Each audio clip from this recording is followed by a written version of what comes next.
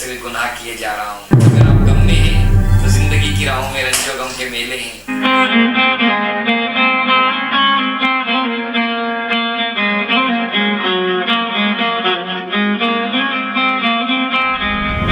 Bollywood film industry जो देखने में चकाचौंध नजर आती है, जिसमें पैसा है, जिसमें शोहरत है और वो सब कुछ है जिसका ख्वाब एक इंसान देखता है। 90s में अंडरवर्ल्ड और बॉलीवुड का गहरा लिंक था। अंडरवर्ल्ड अपनी ब्लैक मनी को वाइट करने के लिए बॉलीवुड की मूवीज में इन्वेस्ट करता था। 2001 में सुलेमान खान की मूवी चोरी चोरी चुपके चुपके मीडिया के अंदर काफ़ी उछल गई थी कि इस मूवी के अंदर अंडरवर्ल्ड का पैसा इन्वेस्ट है। इस बात की एक्सप्लेन हम किसी और वीडियो में करेंगे जिसके अंदर सिर्फ और सिर्फ बॉलीवुड और अंडरवर्ल्ड की बात होगी। लेकिन 1997 को एक बॉलीवुड के अंदर ऐसा हादसा होता है कि जिसके अंदर अंडरवर्ल्ड का नाम खुलकर सामने आता है। जी हाँ, हम इस वीडियो के अंदर बात कर रहे हैं टी सीरीज के ओनर गुलशन कुमार के मर्डर की। इस वीडियो के अंदर हम जानते हैं कि 1997 को अंडरवर्ल्ड ने पुरानी दिल्ली के एक छोटे से एरिया दरियागंज से एक केसट की दुकान से टी सीरीज कंपनी का सफर तय करने वाले गुलशन कुमार का कत्ल कैसे किया। इस वीडियो के अंदर हम बात करते हैं गुलशन कुमार मर्डर मिस्ट्री की। I hope you like this video. Please subscribe my channel and click the bell icon.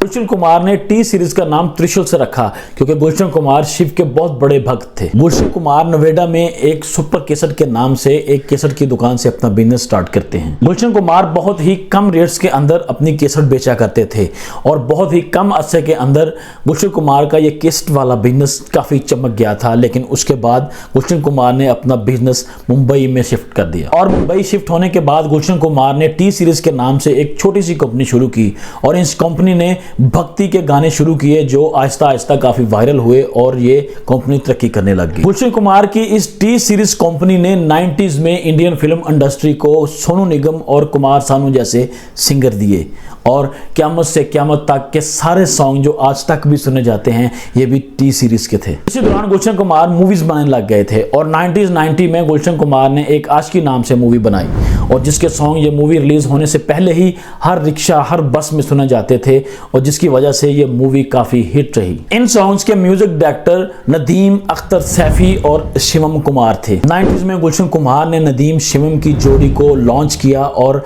आज की मूवी से ये जोड़ी काफी पॉपुलर हो गई और 90 में आज की मूवी ने टी सीरीज की काया पलट कर रख दी थी और कहा जाता है कि गुलशन कुमार के मर्डर के अंदर नदीम सैफी का भी हाथ है, जिसकी बात हम आगे जाकर करते हैं। गुलशन कुमार की एक आदत थी कि वो नए चेहरों को प्रोड्यूस करते थे। जैसे ही कोई चेहरा मशहूर होता था तो वो उसे छोड़कर नए चेहरे की तलाश में चल पड़ते थे, जिसकी वजह से बहुत से लोगों का कैरियर बना बॉलीवुड के अंदर।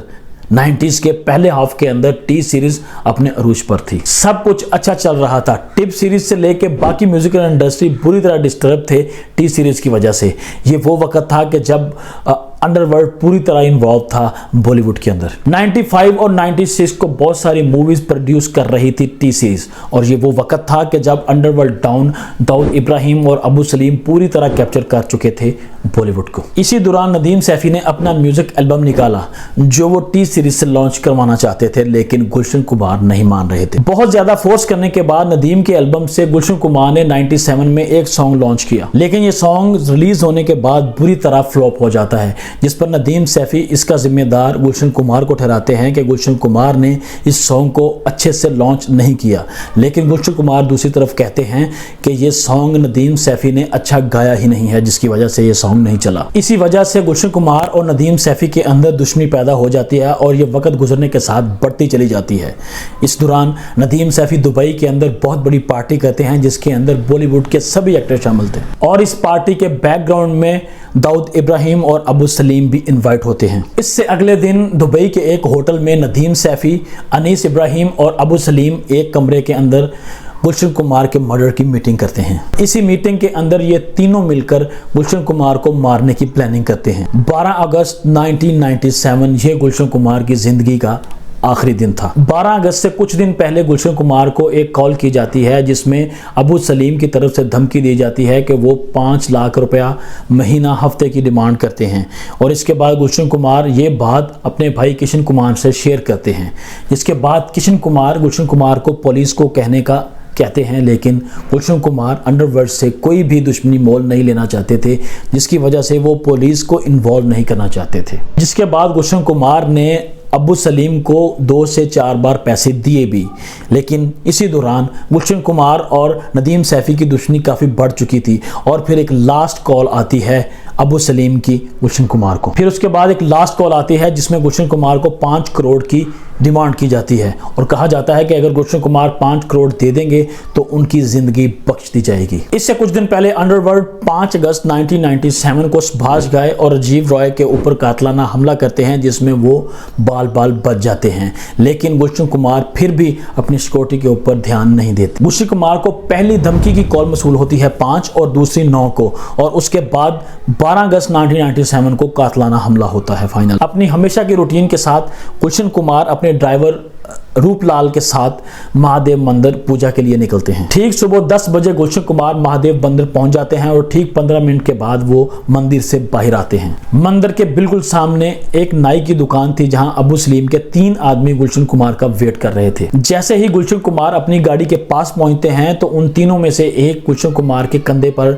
पिस्टल रखता है और कहता है कि बहुत कर ली पूजा, अब ऊपर जाके करना। फिर ये शूटर गुलशन कुमार को पहला फायर करता है जो गुलशन कुमार के सर से पास से गुजर जाता है, और इसी दौरान गुलशन कुमार वहां पास घरों की तरफ दौड़ते हैं हेल्प के लिए, लेकिन अब्दुल रऊफ नामी शूटर गुलशन कुमार के पीछे जाता है और गुलशन कुमार को पीछे से 3 फायर करता है गुलशन कुमार के ऊपर। इसी दौरान गुलशन कुमार का ड्राइवर रूपलाल अब्दुल रऊफ के ऊपर हमला करने के लिए आगे बढ़ता है, जिससे अब्दुल रऊफ उसके पांव के ऊपर फायर करता है। अब गुलशन कुमार को 3 गोलियां लगी हैं और वो पास वाले घरों से हेल्प की अपील करते हैं, लेकिन उनकी मदद को कोई भी नहीं आता। इतने में अब्दुल रऊफ और उसका साथी गुलशन कुमार के ऊपर 12 गोलियां मारते हैं, जिससे बहुत सारी गोलियां लगने के बाद गुलशन कुमार बुरी तरह जख्मी हो जाते हैं और जमीन पर गिर जाते हैं। इसके बाद तीनों शूटर्स पास खड़ी टैक्सी में बैठकर फरार हो जाते हैं और उसके बाद मंदिर के पुजारी गुलशन कुमार और उसके ड्राइवर को उसी की गाड़ी में कूपर हॉस्पिटल मुंतकिल करते हैं। गुलशन कुमार को जिस्म के मुख्तलिफ हिस्सों पर 16 गोलियां लगती हैं, जिसकी ताब ना लाते हुए वो इस दुनिया से चले जाते हैं। गुलशन कुमार के मर्डर ने बॉलीवुड ही नहीं पूरे इंडिया को हिला कर रख दिया था